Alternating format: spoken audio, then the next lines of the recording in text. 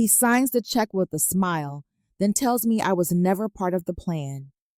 The pen doesn't even make a sound against the paper, but the silence it leaves behind is deafening. I stare at the curl of his fingers as they finish the signature calm, practice deliberate. His smile lingers, not the kind that thanks you for being there through hell and back, but the kind someone wears when they've just outplayed you. I blink. The sun coming through the office window glints off the polished silver pen one I bought him last Christmas when we thought the payout might actually change things for the better. He caps it neatly, slides it into his breast pocket, and folds the check. Then he turns to me like I'm a piece of decor someone forgot to move before the realtor tour. "You don't need to stay, Carmen," he says almost kindly. "It's done." I don't speak right away because I genuinely don't understand. Not yet.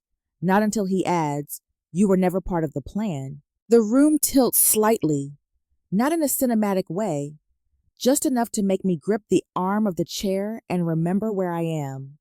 Paragon Law Group, downtown Phoenix. The place we walked into together 8 months ago, sweaty from the parking lot, hopeful about the case. "Excuse me?" I ask, though I hear him fine. "You heard me." He's standing now, brushing non-existent lint from his blazer. "There's nothing left for us to talk about. You were helpful when I needed it. I appreciate that." He moves toward the door. My mind trips over itself trying to keep up. I look at the check. He's already folded it and slipped it inside his briefcase. I didn't see the amount, but I know it's the settlement from the contractor fraud case. The one I organized every single file for. The one I drove him to depositions for. The one I made him believe in when he wanted to quit. I stayed, I say, because it's all I can manage. I stayed through. "You stayed," he repeats, cutting me off. "You were useful." Then, that's not the same as necessary. The temperature in the room hasn't changed, but I feel like the thermostat is broken inside my skin. My hands go cold, then hot. My legs tense like they want to run. But where, to what, to whom? He opens the office door. Outside, I see Melanie. Perfect posture, dark lips, blouse, without a single wrinkle. She's holding a folder. She doesn't meet my eyes. Her hands tighten around the folder when she sees me still seated. Russell's voice softens. "I'll have the car bring you back to the house, but I'd like you to have your things packed by tonight. We can arrange a moving service if you prefer." He looks at me like a manager dismissing an intern who overslept. The sound that finally comes out of me is not a word. It's not even anger. It's disbelief wrapped in disbelief. I try to stand. My knees wobble. "You're serious," I whisper. He leans in slightly. His voice drops to something private and final. "I'm serious. You're free now, Carmen. Be grateful." He walks away and I don't chase him, but something inside me starts chasing the hours, the months, the years, the way he used to say, "We're in this together." The way he cried when the lawsuit dragged past year 2. The way he asked me to believe in him when even his own family wouldn't. The way I did. The elevator dings. Melanie disappears behind him like she's never heard of me, like I'm not the woman who typed her name on a guest list for our wedding anniversary party 3 years ago. I walk out of the conference room slowly. The receptionist offers a brittle smile. "Do you need parking validated? Mrs. Wilkes, just Carmen," I say. The words taste like sand. Outside, the heat hits like an insult.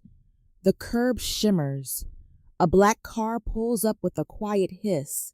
I don't remember calling it. Of course not. He did. Inside the car, the leather seat burns through my jeans. I stare out the window and realize I can't remember where my phone is, or if I even brought it, or if it matters. A message notification pings. The driver's dashboard lights up briefly. Funds deposited. Not to me. I already know that. Somewhere between 44th Street and our subdivision, I whisper the question out loud. Did I really mean nothing? The driver says nothing, but the silence answers me anyway. The temperature in the room hasn't changed, but I feel like the thermostat is broken inside my skin. I hadn't lost everything yet, but I could already feel the absence shaping me. The house looks the same when I get back, which somehow makes it worse. The curtains still pulled halfway shut the way I like them. The coffee mug I rinsed that morning still drying in the rack. Our wedding photo still crooked on the entryway wall, his collar slightly rumpled, my smile half honest, as if even then I sensed something hollow. But now, everything has an expiration stamped across it. I walked through the kitchen past the counter where I helped him draft the appeal letter that won us this payout. I remember typing with one hand while stirring soup with the other. I remember staying up past midnight researching precedents he didn't even skim the next day. I open the fridge, then close it again. There's nothing I want. I don't sit down. I don't cry. I just listen to the hum of the old AC unit, the ticking of the living room clock, the far-off sound of a lawnmower. Normal sounds. Sounds that don't match the truth. He didn't just leave me. He erased me from the ending. I make it to the bedroom, unzip the side of the mattress where we keep the fireproof envelope. Inside are the documents we always agreed were ours: birth certificates, insurance passports, marriage license. I flip through the stack. Nothing's been removed. Except when I get to the title documents, the ones for the house, I see a change. A new envelope, slightly newer paper, and my name is missing. He said the house was ours. I believed him.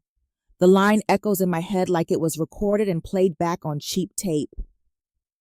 I sit on the bed and hold the title up to the window light.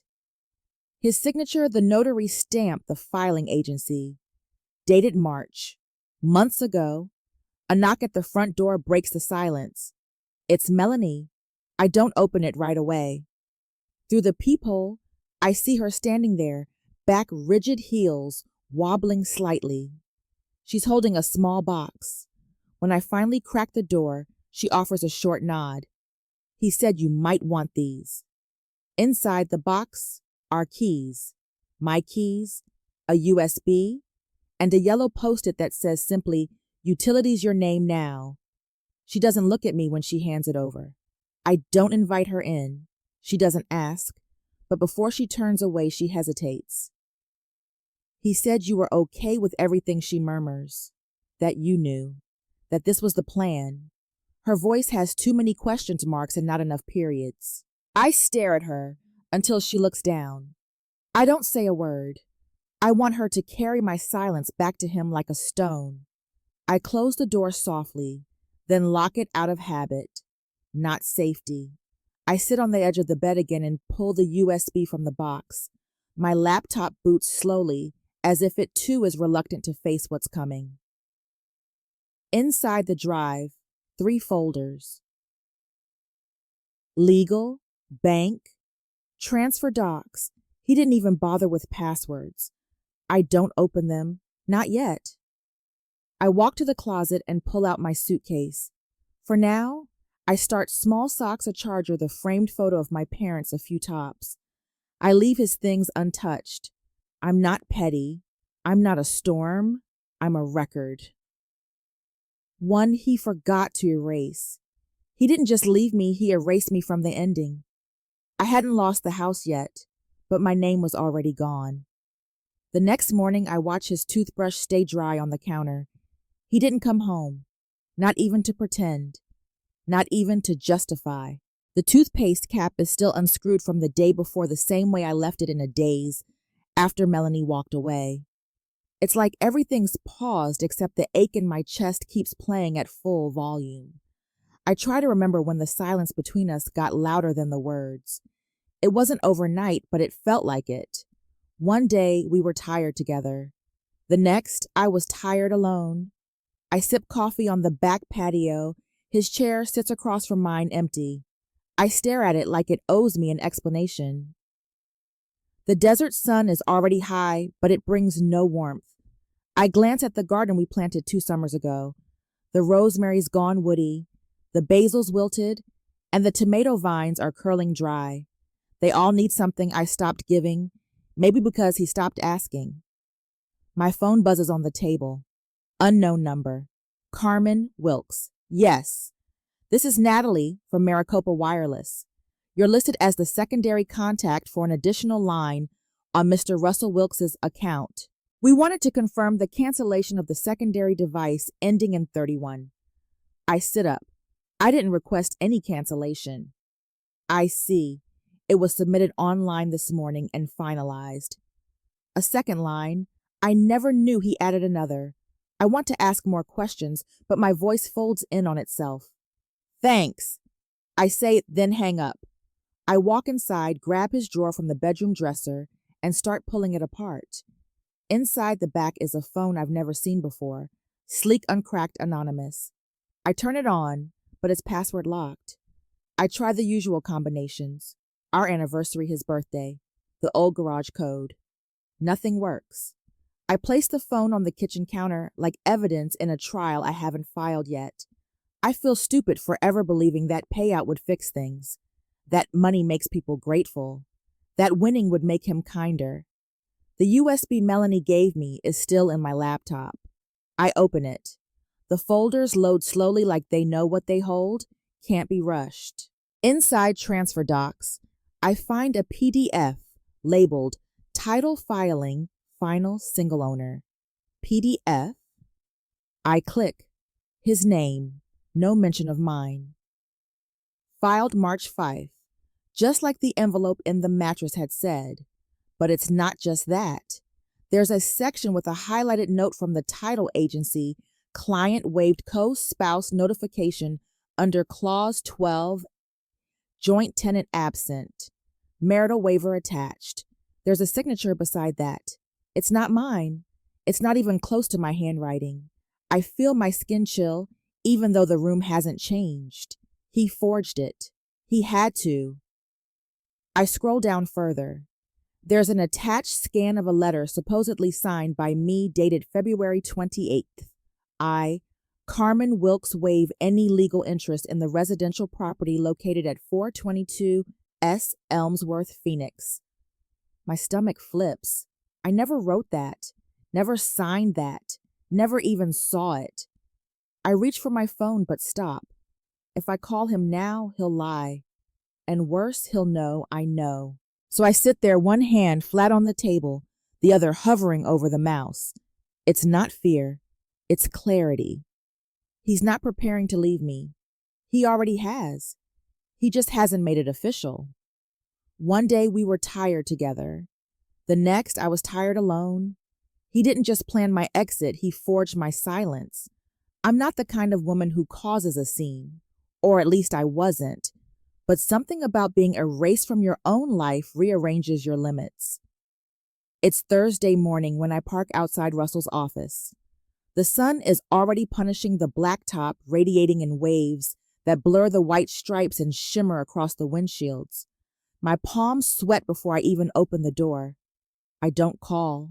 I don't text. I don't warn him. He had no problem not warning me. Paragon Realty Partners is tucked into one of those sleek, boxy office complexes, built to look like a neutral investment-grade concrete zero personality, perfectly forgettable. His car is there, so is hers. I recognize the red convertible Melanie always parks like she owns the curb. I walk into the lobby. The receptionist looks up, young, frozen, smile gold nameplate that says Kristen. I don't give her a chance to ask anything. I need to see Russell Wilkes, I say, voice calm but clipped. Now. Her smile cracks slightly. Is he expecting no? Melanie's voice cuts in from behind me. Carmen. I turn slowly. She's in a cream blazer carrying a blue folder. She wasn't supposed to be here. Not today. Not now. I need to speak to my husband. I say louder this time. A few heads in the waiting area turn. I don't care. Melanie frowns, then glances toward the glass hallway. Maybe we should talk outside. No. I step past her, past Kristen, and through the frosted door marked Executive Suite. Someone behind me calls, "Ma'am, please, you can't go back there." But I already have. Russell is at his desk, sleeves rolled, talking to a man in a pale blazer with slicked back hair. They both look up as I enter. Russell blinks and smiles faintly like I'm a toddler interrupting a client dinner. "Carmen, you should have called." I step forward and drop a folded paper onto his desk. He doesn't open it, just stares at it. "What is this?" he asks, but he knows. I can see it. "Your mistake," I say. "Your forged mistake." Melanie has followed me in. I hear her breathe behind me too fast. "You forged my signature," I say. "You waived my claim before I knew we were done." His face hardens. "Carmen, this isn't the place. This is exactly the place. Where you cashed the check. Where you decided I was disposable." The man beside him stands. "Should I?" Russell waves him off. "Look," he says, turning back to me. "You're upset. I get it. But we can talk about this calmly, privately." "No," I repeat.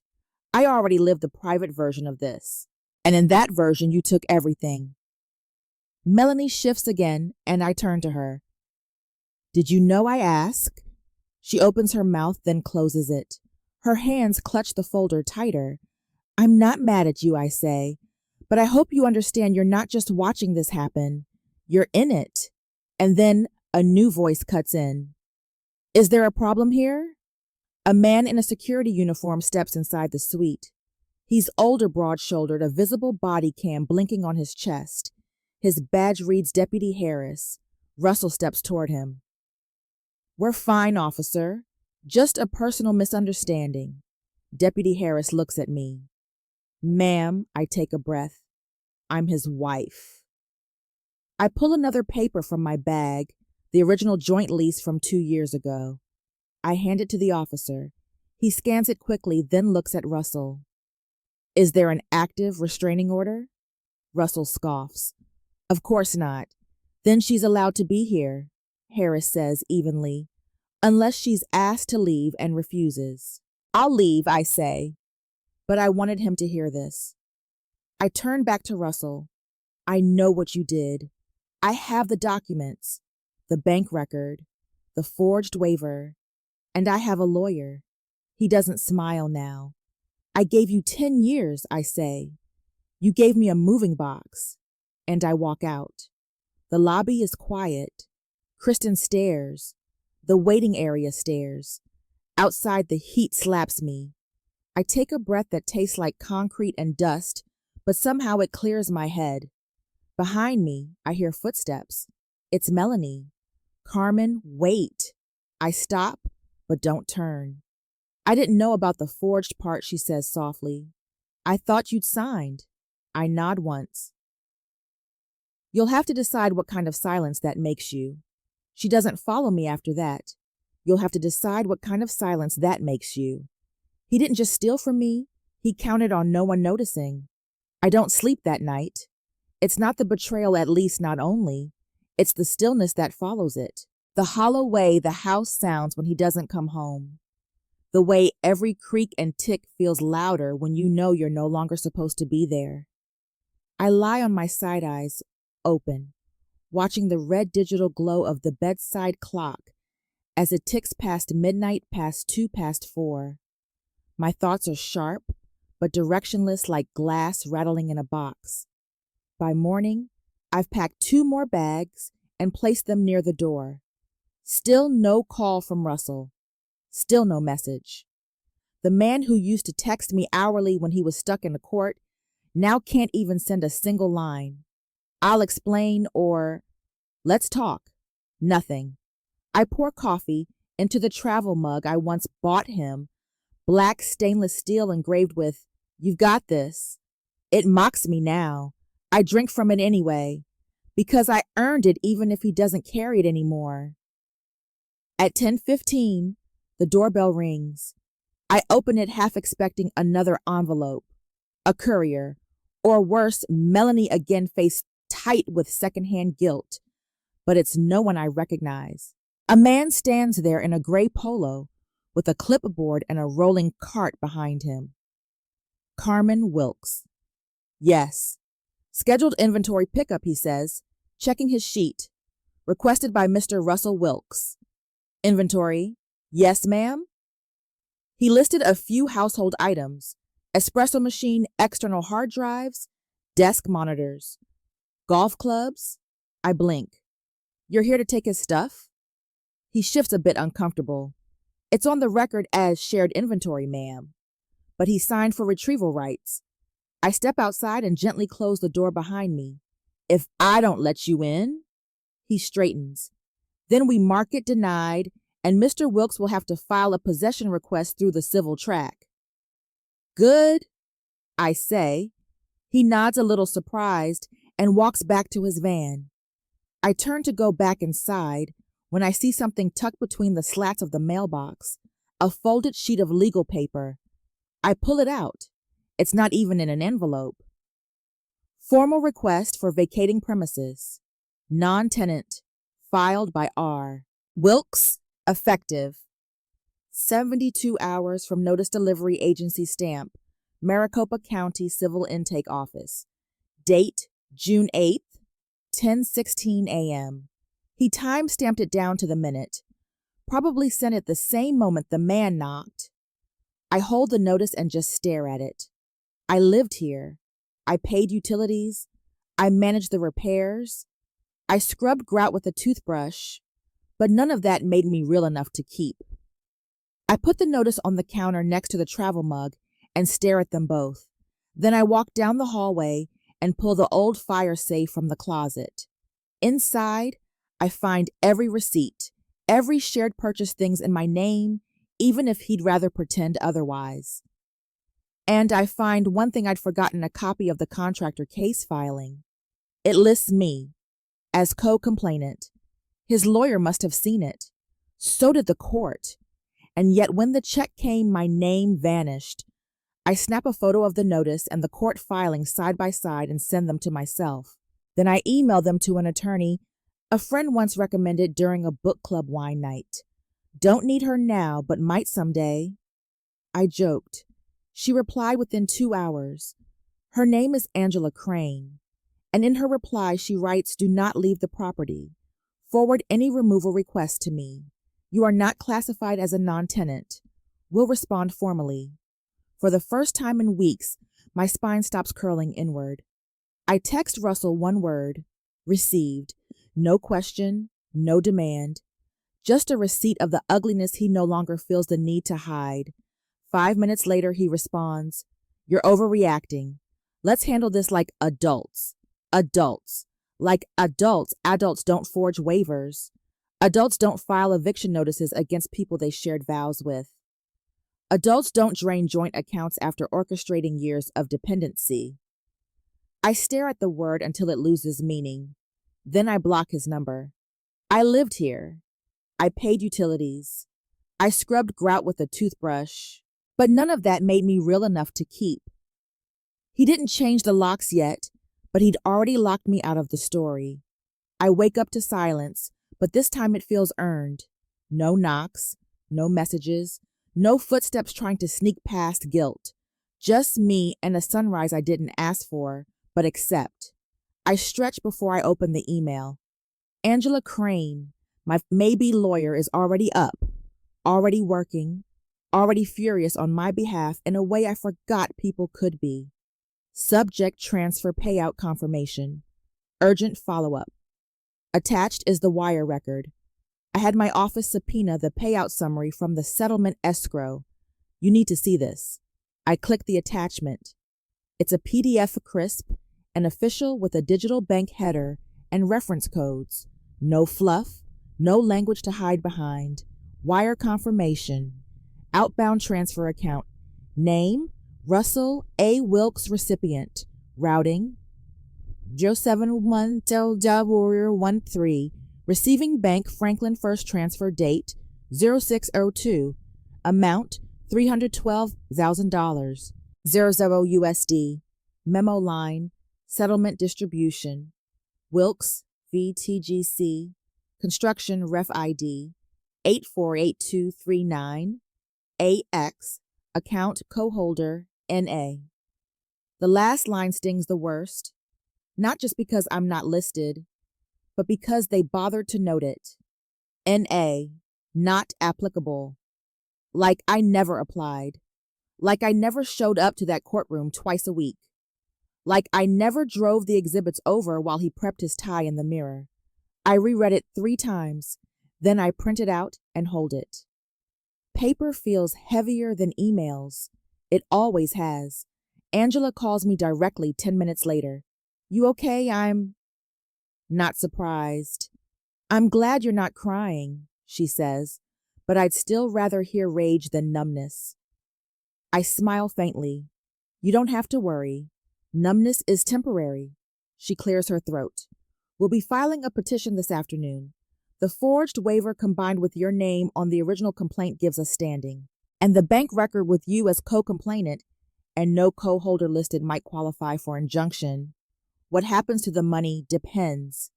If we can prove he willfully excluded a legal partner from a joint claim, the judge could freeze a portion pending equitable review. Equitable. The word tastes clinical but clean, like the edge of a scalpel, sharp but not cruel, designed to separate what should have never been stitched together in the first place. After we hang up, I place the printed payout record beside the fake waiver. Then I sit at the kitchen table and write a list. Utilities my name, Wi-Fi bill joint account, contractor claim me listed, deed transfer him forged, bank payout him only. I underline the last 2. I don't need to scream. I need to prove. And I have. I grab my phone and scroll through photos until I find the one I need me at the courthouse 2 years ago, holding the stamped filing in one hand and giving him a thumbs up in the other. My smile then was real. So was his. Maybe he believed it back then too, before the money proved otherwise. I send the photo to Angela. She replies almost instantly, perfect. Time-stamped metadata attached. It shows you were there. Helpful for establishing contribution. Contribution. It's wild what words we have to fight for. Midday, I receive an alert from the bank app we used to share. Transaction alert $4,900 withdrawn via cashier's check. Russell Wilkes. He's moving it fast, possibly before the freeze. I forward it to Angela. She says, let him run. Just means he's confirming guilt before we even step into court. Later that afternoon, Melanie texts me. Hey, I didn't know he forged anything. I swear. I thought you signed. I don't respond. I scroll back to her earlier messages. 3 weeks ago, she sent a picture of a restaurant receipt and joked about Russell ordering your usual when they had lunch. I'd ignored it then, told myself it was probably work-related, nothing to react to, nothing to prove. It was never nothing. Now it's evidence. I print that too. The afternoon light cast a gold line across the carpet. I sit beside it and breathe for the first time in what feels like days. He may have taken my name off the payout, but he can't take it off the record. He may have taken my name off the payout, but he can't take it off the record. I wasn't in his version of the story, but the court was about to hear mine. The silence changes after the bank record. It no longer sounds like defeat. It sounds like distance being measured, like the breath before a verdict, like justice slowly turning its face in my direction. I don't hear from Russell for 2 days. No knocks, no calls, no new attempts to retrieve his espresso machine or desk chair. It's as if the moment he felt the walls shift, he froze, waiting to see if the ceiling would fall.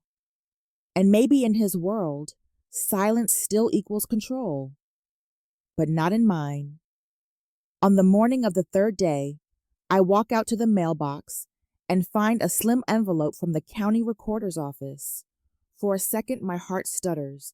Another notice? Another tactic? No. It's the response to the records request I filed through Angela, proof of the title transfer timeline. I tear it open on the porch in the sunlight. Property ID 119733.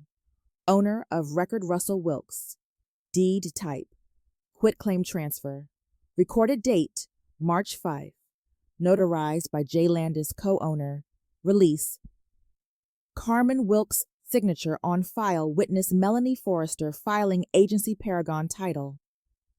I freeze at that name, witness Melanie Forrester. So she didn't just think I signed it. She stood next to him in a room, watching him sign my name. Either she knew it was forged, or she didn't care. I step back inside and sit on the floor of the hallway with the letter in my lap. In my head, I hear her voice again on the day I confronted them. He said you were okay with everything, because of course he did, and she wanted to believe it. It's easier to believe a lie when the truth makes you complicit. I text Angela a photo of the recorder's letter and underline Melanie's name. She calls almost immediately. She's going to be a problem, she says. Or a witness, I reply. Angela hums. Depends on how much heat we apply. Later that afternoon, I go into the spare room, his old office, and look for the blue accordion folder where we used to store warranties and tax returns. It's not where it used to be. But I find something else. A padded envelope behind a row of books. No label, just a bulge of paper sealed inside. I open it slowly. Inside are printed emails, correspondence between Russell and a lawyer I don't recognize. Subject lines: title protection, exit timeline, waiver clause, ambiguity need. Spouse off record before dispersal. The emails span back 6 months. In one of them dated February 12th, he writes, "She won't contest if she doesn't know. Let's just get it filed. Melanie can be there for the notary. She's neutral. Neutral. Like a piece of furniture. Like a witness who knows nothing and says even less." The final email in the pile is dated 1 week before the check was issued. Filed everything. No blowback so far. Payout should clear next week. She still thinks it's joint. I sit on the floor, knees bent, the envelope open beside me. This isn't just cruelty. It's strategy. Cold. Measured. Written. I don't cry. I organize. I separate the emails by date. Flag the ones that directly reference me. Highlight every line that implies concealment or manipulation. I staple them in sequence and add them to my legal file. Angela will need these, and a judge will want to see them. By evening, I sit on the porch again, this time with the evidence stacked beside me. The neighborhood kids are out playing with chalk. A dog barks somewhere 2 streets down, and my life, what's left of it, sits in a plastic folder with a cracked corner. I've never felt more sure. I don't care if Russell thinks I'm gone. He didn't just cut me out. He rewrote me. And now I'm taking the pen back. It's easier to believe a lie when the truth makes you complicit. She signed as witness to my erasure, but now she'll be a witness to the truth. The envelope arrives in Melanie's hand. No courier, no signature required. Just her standing on my porch in the late afternoon sun, holding it like it weighs more than it should. She doesn't look polished today. No red lipstick, no heels, just a pale green cardigan that doesn't quite fit, and shoes scuffed at the toes. She doesn't knock right away. I see her through the window hesitating, shifting the envelope between her hands. For a second, I think she might walk away. I wish she would. But then she rings the bell and the moment unfreezes. I open the door, but don't say anything. She speaks first. "I have something you should see." I don't invite her in. She doesn't expect me to. Melanie glances behind her at the empty street, the humming air, and then steps forward just enough to pass the envelope into my hand. It's a copy, she says. I'm not supposed to have it, but I couldn't sit with it anymore. I open the flap and slide the paper free. Just 1 page, but I already know what it is. The deed transfer document, property ID 99733, Single ownership transfer owner, Russell A. Wilkes. Date, filed April 17th. Notarized, J. Landis, filed by Paragon Title. Group attached addendum occupancy release, no compensation clause. I read that last line again slower. No compensation clause. My name isn't on the deed, but it is on the addendum as a signer. A silent one. A line with my name printed in bold next to a scrawled signature that looks close, but not quite mine. And worse, below it, witnessed by Melanie Forrester. I lower the paper and look at her. You knew, I say quietly. Her face tightens. I didn't know he forged it.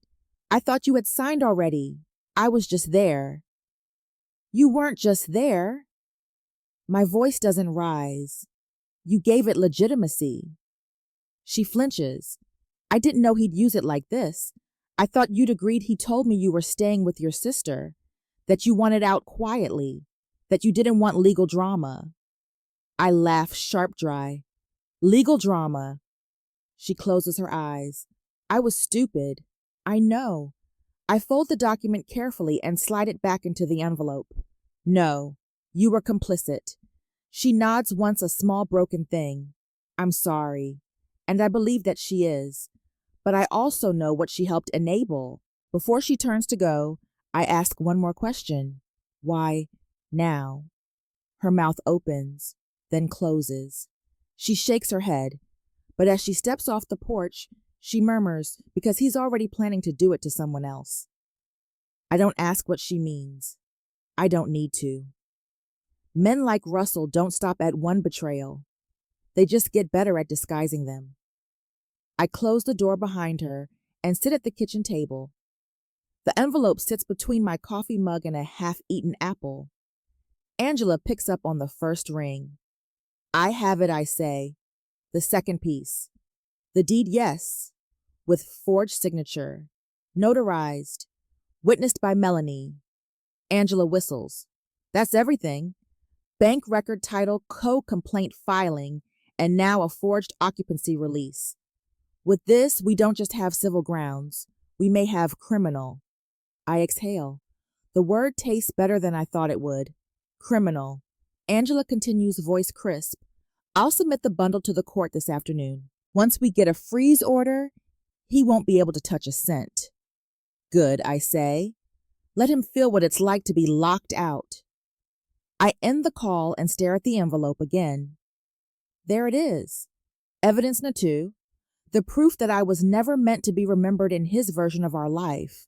But the court will remember. So will I. Men like Russell don't stop at one betrayal, they just get better at disguising them. The document said, I gave up everything. Now it's the reason he'll lose it all. I expected him to call.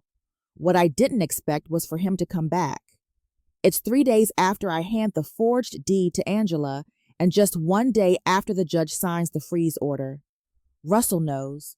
His account was flagged before sunrise. Angela got a copy of the court's timestamp. He tried to move 30 grand that morning. The attempt failed. And now here he is. I hear the knock while I'm making coffee. Not sharp, not angry, just loud enough to be confident.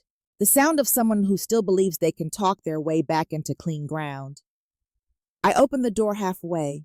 He's wearing a pressed shirt open at the collar. No tie, loafers, no lawyer, but his smile rehearsed. Carmen. I say nothing. I figured we should talk. Still, I say nothing. I'm not here to fight. Look, this has gotten messy. Lawyers involve paperwork flying. It doesn't have to be like this. No, I ask. You mean I could have just vanished quietly like you wanted? He exhales slowly. It wasn't personal. I laugh. It's a brittle, cold sound that even surprises me. Not personal. You forged my name. You had me erased from a deed I helped pay for, then cashed out a joint settlement like I was dead. He shifts. Carmen, no. I snap. Let's not pretend I misunderstood. You made it very clear. You planned it. You orchestrated it. You even made Melanie believe I'd signed everything. She chose to believe what she wanted, he says carefully. And you helped her. He holds up his hands. Look, there's still a way out of this. You dropped the petition. I wire you a cut 50,000. Clean break. You move on. I move on. We don't drag this into court. I blink slowly. 50,000? Yes. That's more than fair. I step out onto the porch and close the door behind me so we're outside together, the whole neighborhood in earshot. $312,000 in settlement, I say. Plus, whatever you tucked into that quiet real estate fund you've been feeding since February. Don't look surprised I found the email drafts. He stiffens. And then you think 50 buys me off? It buys you closure. No, I say. Closure isn't something you buy from the man who buried you alive. His eyes flash. There it is, the temper he hides in public. You're making this worse than it has to be. No, I say, stepping closer. You made it worse.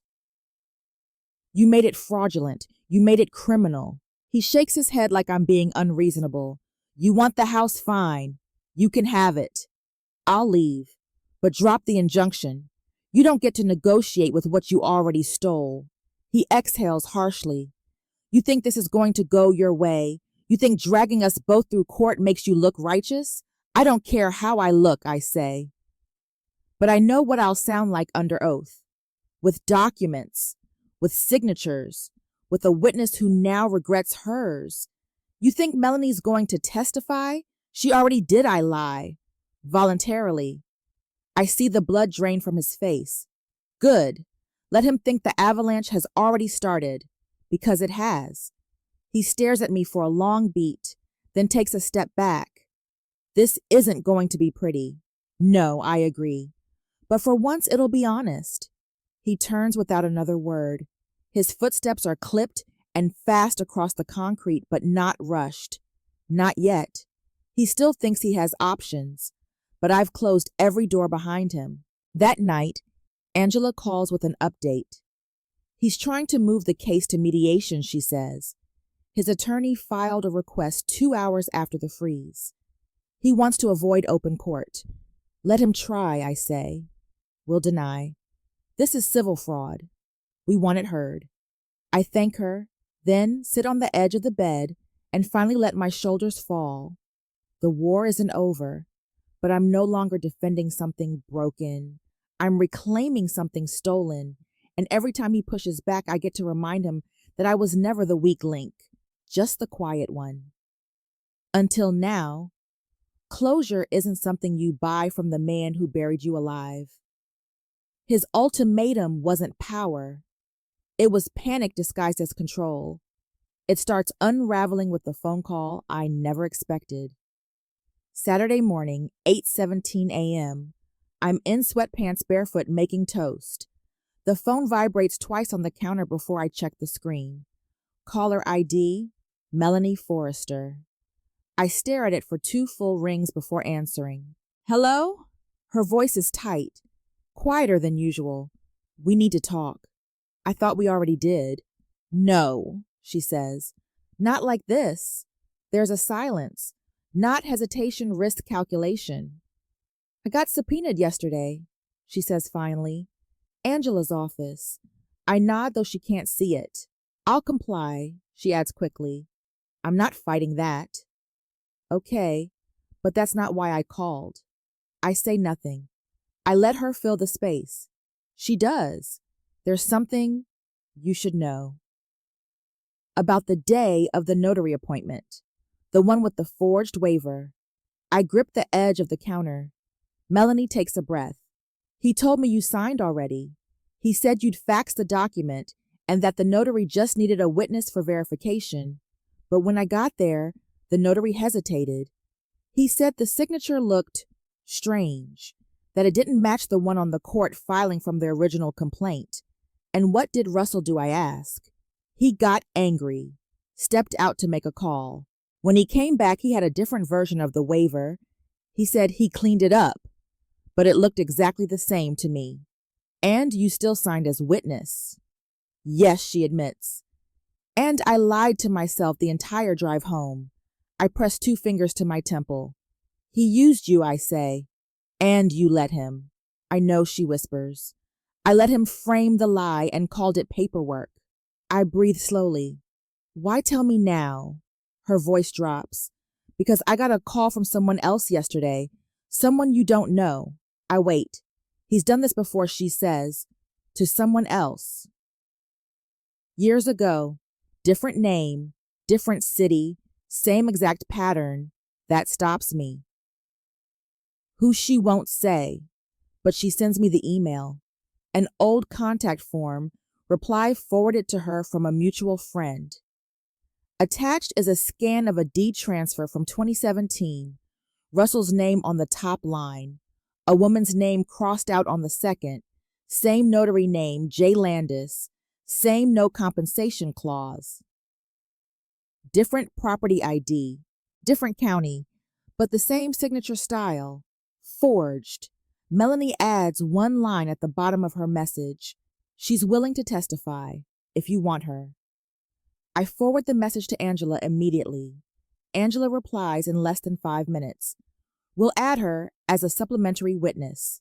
This pattern makes it prosecutable. We're beyond civil breach now. He's a serial manipulator. For the rest of the day, I sit at the kitchen table and read everything again. The waivers, the wire transfer, the deed Melanie gave me, and now this, the echo of someone else's ruin folded into mine. I print the 2017 deed, then I highlight the notary's name. Then I circle the matching clause. Again. Each loop darker than the last. Later that night, Melanie sends one final message. I stayed quiet because I thought silence meant protection. But now I know it only protects the wrong side. I don't reply, not out of anger, out of understanding. It took me months to realize the same thing. I let him frame the lie and called it paperwork. She wasn't just a witness to my erasure. She was a footprint from someone else's. The courtroom isn't glamorous. It's beige and too cold, and the fluorescent lights flicker just enough to make you wonder if they're doing it on purpose. I sit at the plaintiff's table next to Angela, who's already lined our evidence up in clean folders with color-coded tabs. Her laptop is open, but she doesn't look at it. She watches the door. Russell enters 5 minutes late. His suit is sharper than usual navy, with a pale blue tie. The kind of outfit a man wears to look responsible. Harmless. He doesn't glance at me, doesn't even scan the room. But when he sits beside his attorney, he adjusts the cuffs of his shirt like they're choking him. He knows. Angela leans toward me. Judge Sandler just finished a similar fraud case last month. 0 tolerance for forged filings. We're in the right courtroom.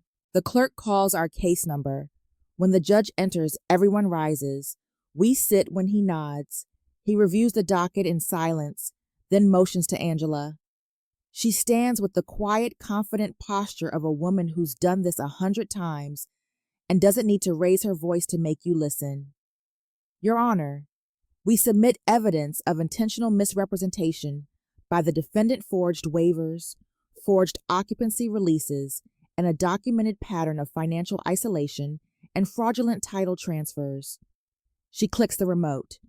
The projection screen displays the first document, the deed with the false signature. Beneath it, the matched signature from the 2017 case. This was not a mistake, Angela says.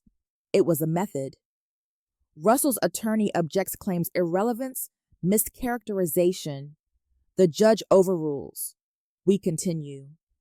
Angela presents Melanie's statement, her affidavit, the time-stamped correspondence, the wire transfer with the co-holder N.A. line, the notarization by J. Landis used in both our case and the 2017 one. Then she pulls out the printout of the email Russell sent to his own attorney, the one that reads, "She won't contest if she doesn't know." The judge raises an eyebrow. Angela lets the silence sit. Then she says, "This wasn't divorce. It wasn't negotiation. It was erasure for financial gain." When Russell's turn comes, his lawyer plays calm. "Your Honor, This was a miscommunication at worst. Miss Wilkes did not directly contest the payout at the time, and Mr. Wilkes believed the property filings were understood. Any paperwork gaps are clerical regrettable, but not malicious. Angela stands again. May I rebut? Briefly, the judge says. Angela doesn't even look at her notes. Your Honor, if it was a miscommunication, why the forged signature? Why the identical method used in a previous relationship? Why the silence until we filed a freeze? She pauses. Intent hides in the patterns, and this man has patterns. The judge nods, then leans back in his chair. I'll review and issue a ruling within 72 hours, he says. But based on what I've seen so far, I'd recommend Mr. Wilkes refrain from attempting to move any additional assets until that ruling is delivered. Russell's lawyer nods. Russell doesn't move. The gavel falls. Outside the courtroom, Melanie is waiting. She doesn't speak, but she meets my eyes and nods once in apology, a reckoning, maybe both. Angela joins me on the sidewalk. You did it, she says. No, I reply. We documented it. Now we wait. She smiles. And he knows? That's worth something. I look up at the courthouse. Its columns, its clean glass doors. He thought I'd never walk through them, but I did. And I brought receipts. This wasn't divorce. It wasn't negotiation. It was erasure for financial gain. He built a lie tall enough to stand in. Now it's collapsing in open court. The house is quiet again. But it's not the same quiet as before, the tense, uncertain silence that used to wrap around me like a fog I couldn't name. This silence is clean, solid, like a door closing behind you with a satisfying click. The ruling came in yesterday. The court sided with me. The judge's order was swift and sharp. Russell's attempt to isolate settlement funds was deemed a coordinated act of deception, and his forged filings an egregious breach of fiduciary duty between spouses. The injunction stands. Half the payout is frozen for dispersal. The deed transfer has been nullified. The property returns to joint status. But more than the assets, the record now bears my name again. Angela called it a win with teeth. I called it closure. Today, I return to the house alone. My house now. No moving boxes, no confrontation. Just me and a new set of keys. Angela insisted we change the locks. Symbolism matters, she said. Make it yours again. So I did. The new key slides in smooth. The door clicks open, and the first thing I notice is the light. Brighter somehow. As if all the shadows were tied to him, and now they've been swept away. I walk through the room slowly. The living room still has the dent in the carpet from his old recliner. The kitchen still smells faintly of cinnamon from the candle I burned 2 nights before the court date. In the bedroom, the closet's half empty and it feels like space, not loss. I reach the bathroom flick on the light. In the mirror, I see myself, and for the first time in months, there's no one else's version of me layered on top. No ghost of the woman he sculpted for convenience, just the woman who clawed her name back letter by letter. On the kitchen counter, I place one final item, a manila folder labeled Case Closed. Inside the deed reversal, the court ruling the wiring instructions for the frozen account. I don't need to reread them. I just need them there. A quiet reminder of truth earned. The doorbell rings mid-afternoon. It's a courier, a familiar face. This time my name is the only one on the envelope. I sign. He nods, leaves. Inside the envelope is the final accounting statement from the county clerk's office. Distribution scheduled for Friday 10 a.m. Amount released $156,000. Recipient Carmen Wilkes. There's no fanfare, no trophy, no applause. Just the numbers, just the weight of validation. That night, I sit on the back patio with a glass of wine and no phone in sight. No noise. No need to explain myself to anyone. And for the first time in years, I'm not waiting for someone else to choose me. I chose me. Melanie sends a final message the next morning. He's leaving the firm. Said he needed to rebuild somewhere new. I hope he does. But more than that, I hope he finally tells the truth, even if only to himself. I don't reply. Some things don't need responses. Some stories don't deserve sequels. As the sun rises, I fold the final document and tuck it away. I don't hang it. I don't frame it. It's not a trophy. It's a receipt for the version of me I refuse to lose. I walk through the house one more time, room by room, window by window. My footsteps echo differently now, not hollow, claimed. I'm not waiting to be chosen anymore. I chose me. He walked away with nothing real. I walked away with everything he tried to erase.